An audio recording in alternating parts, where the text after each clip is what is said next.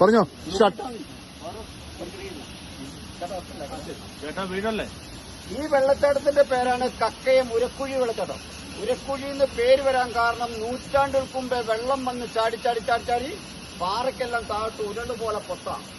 ആൾക്കാരുണ്ടാക്കിയതല്ല. ഏകദേശം 600 അടി താഴ്ചയിലേക്ക് വെള്ളം പോന്നു. കോഴിക്കോട് ബീച്ചിൽ നിന്ന് 2500 അടി വരെ നമ്മൾ നിൽക്കുന്നു.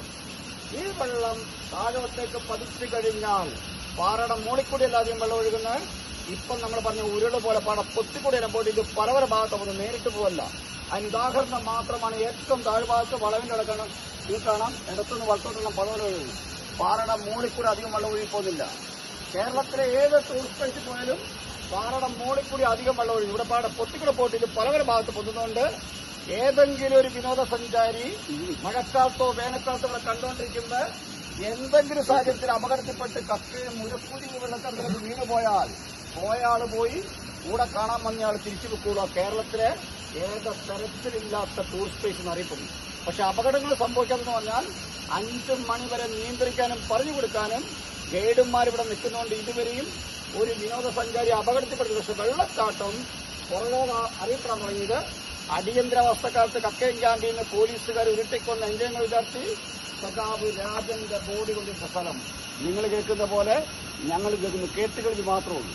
അങ്ങോട്ടാണ് ആളുകളെല്ലാം ഈ വെള്ളച്ചാട്ടം കാണാൻ വേണ്ടി ഈ പുഴ കടന്ന് കാട്ടിക്കൂടെ കയറിയ സാന്നിധ്യം നഷ്ടപ്പെടുത്തി 76 മുതൽ ഇതിന്റെ യഥാർത്ഥ താഴ്ഭാഗം കാണുന്നു. അങ്ങനെ കക്കയവും ഉരക്കുഴി വെള്ളത്തോടും പുറലോകം അറിയപ്പെടാൻ തുടങ്ങി.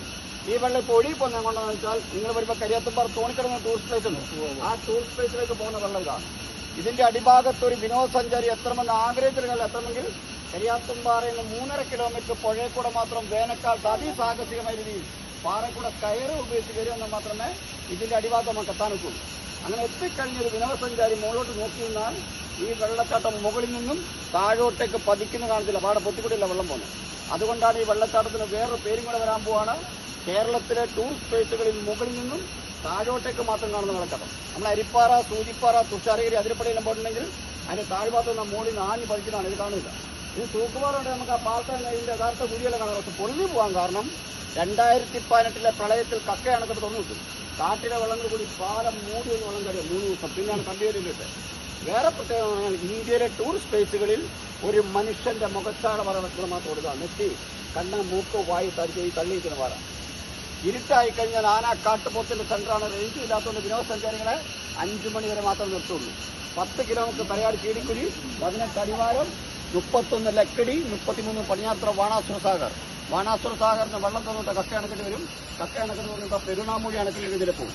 പിന്നെ അപ്പക്കുട്ടം വള്ളിക്കുന്നിന്റെ ലേഖനത്തിൽ രാജന്റെ ബോഡി പഞ്ചാര ഇട്ട് കത്തിച്ച പാറ കാണിക്കുന്ന ഫോട്ടോ ഏതാണെന്ന് വെച്ചാൽ ഈ പാറയാണ്. ഇതെല്ലാം കേട്ടുകളിൽ മാത്രമേ ഉള്ളൂ കേട്ടോ.